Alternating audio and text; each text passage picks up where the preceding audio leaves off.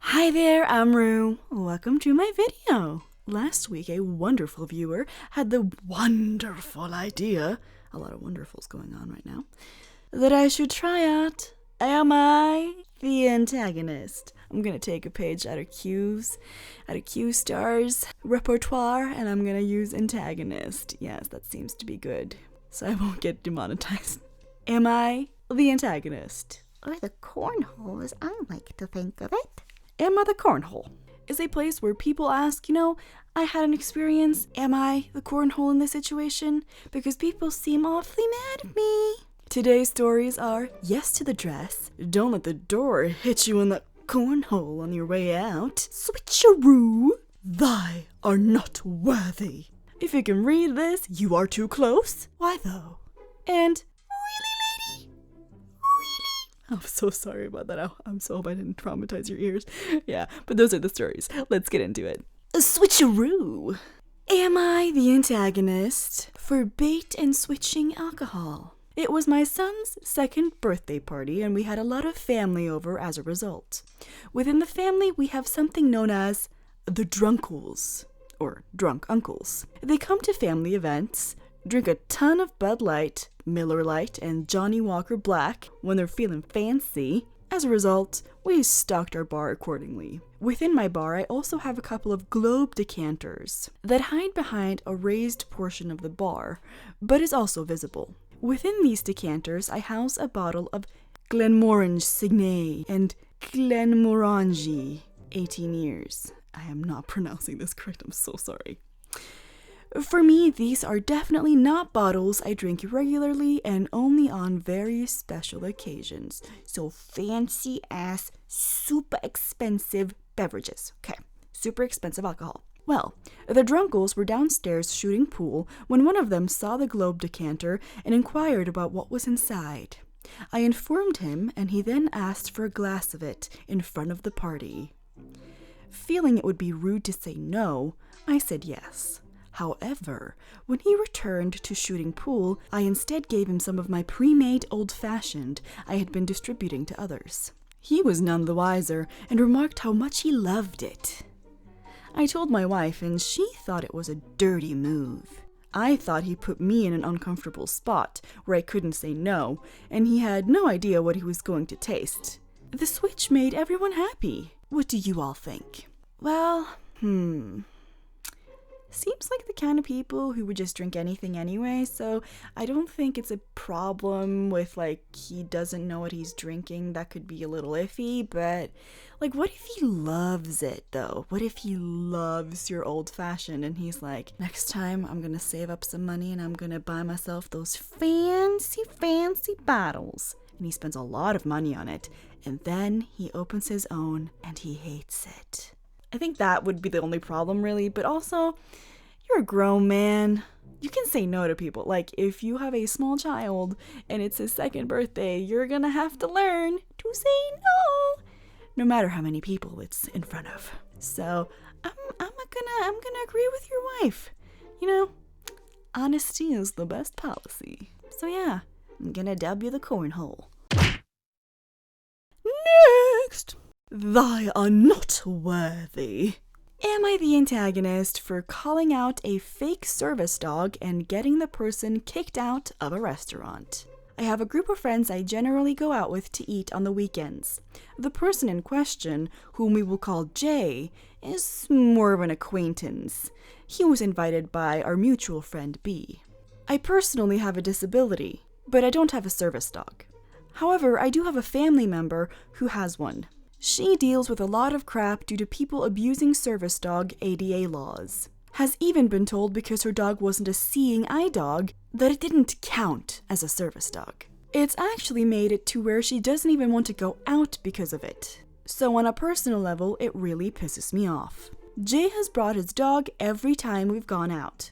First and foremost, I am a dog lover, but this dog is not well trained. It's a Yorkie that can become extremely territorial and aggressive towards strangers. Anything from barking continuously to snapping or growling at people that get too close. The dog also tends to get under people's feet, which is dangerous for the dog and servers. Jay has a service dog vest that he bought online slapped on so he can take it anywhere. The first time I asked him about the dog and his disability, he first claimed it was an emotional support dog for his emotional issues. I say, "Oh, so you have a prescription from a therapist or a psychiatrist for it?" He sort of just brushed it off and didn't answer. I pointed out that an emotional support animal wasn't entitled to the same protections or access as a service dog, and he got very angry, saying that I was an ableist. I decided for then just to drop it. Initially, I dropped it because I didn't want to cause issues in our friend group. However, whenever we've gone out and any of the establishment have said anything, he becomes indignant and tends to talk down to them.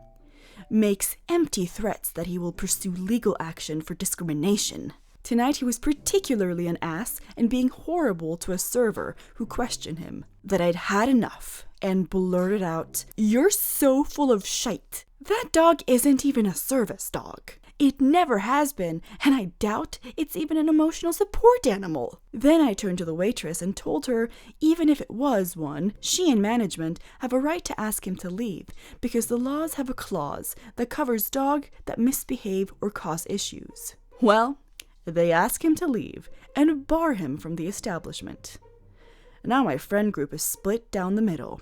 Those against me agree he's breaking the law, but I shouldn't have called him out like that and gotten him banned. That I went overboard with it and was being a bad friend. Also, that I need to apologize in order to keep the peace. But I don't feel like I did, because it was the right thing to do. And it's people like Jay that screw those who really need a service dog over. Like my family member. Am I the antagonist here? It seems like you're having a lot of baggage, like you're really upset that your family member is being treated poorly. But I feel also like you're taking that out on your friend or acquaintance or whatever it is, Jay. You should have just said to him, like, you need to stop being so, unpleasant to people. It's really embarrassing. Like, giving him a warning, like with kids, you give them a warning, and then if they then, cross you, then you're like, fine, you're getting a timeout. Kind of like that. Maybe you jumped the gun. Yeah, you jumped the gun a little bit too hardcore. That's the thing. That's why you shouldn't keep things inside, because it mounts up and it festers and then it becomes like this explosion. When really you could have just had like a little chat with the guy and then been like, fine, you're a cornhole. I don't want to hang out with you anymore. You're a weirdo.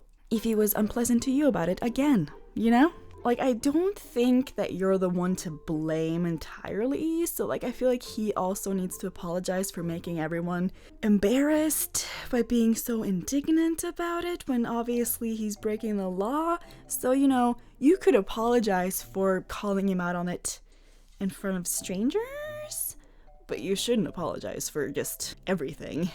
Jay is to blame too, It's half a cornhole kind of situation. Next! If you can read this, you are too close. Am I the antagonist for telling my mom just to flip and get out of my room, you're getting on my nerves, and not let her sleep in my bed by trashing it? Me and my younger brother both share a bed. It's really big, so we have no issues with space. But if a third person joins, it gets really crowded. So sometimes my mother would randomly show up in my bedroom without knocking when I'm about to go to sleep and make space for herself in my bed. When I tell her that me and my brother have difficulty sleeping, she'd guilt trip us. She has her own bedroom, but she'd still share my bed just so she can see what I'm up to whenever I'm awake during the night. I'm generally studying or watching dramas whenever I'm up late. On top of that, she would spend time in my room during the day so she can spend time with me, but it's obvious she's keeping an eye on me. She's been doing this since I entered middle school. I'm 19 now and will be moving out soon. I hate when people enter my room without my permission, and my mom has no value for my privacy, no matter how many times I tell her. The last time she entered my room, I just politely asked her to leave and go to her bedroom, but she wouldn't listen. I was already extremely tired because of work and exams, so I just busted on her, shouting, "Freaking get out of my room! You're getting on my nerves!" I also proceeded to trash my bed, indicating there's no space for her. She started crying and left my room and hasn't talked to me since. Am I the antagonist?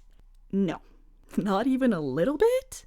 It sounds like your mother has, some severe boundary issues, and maybe some maturity issues?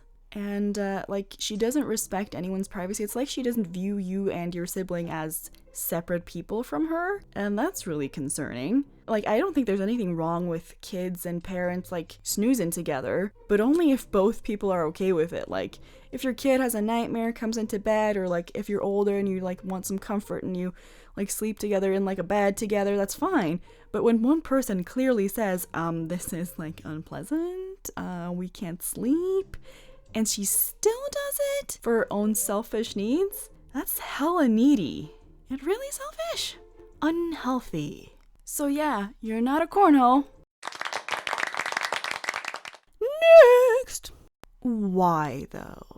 Am I the antagonist for labeling my cat as stupid? Bit of a lighthearted one. I immediately disagree.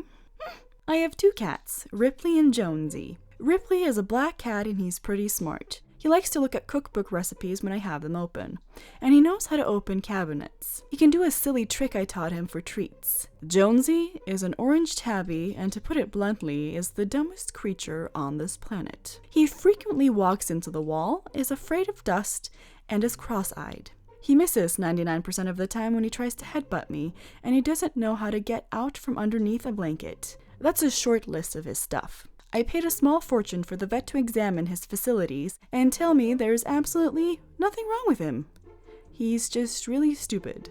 By the way, the vet had to try multiple times to listen to him with a stethoscope because he purrs like a race car at the vet for some reason. I love both of my boys to death and I joke they're the only men I'll ever need. So I had this box left over from some clothes I ordered, and after he tried to eat the shipping label, Jonesy made it his new home. I wrote, "Only dumb boys sit in this box," on the side and thought it was funny. My sister came to visit my apartment and thought this was really mean. She also thinks it's mean that I call him stupid baby and sing to him about how stupid he is while I cradle him. I say that he doesn't speak English and probably wouldn't understand anyway, so I'm good. Am I the antagonist? Yes. The cat gods of fortune are not happy with you. Seriously though, yeah, like whenever someone calls their pets stupid in front of me or fat, I like that person just a little bit less. And you might be like, oh, they don't understand. It's actually proven that cats understand over 200 words. Let me put it this way. If your child was mentally handicapped, would you call it stupid?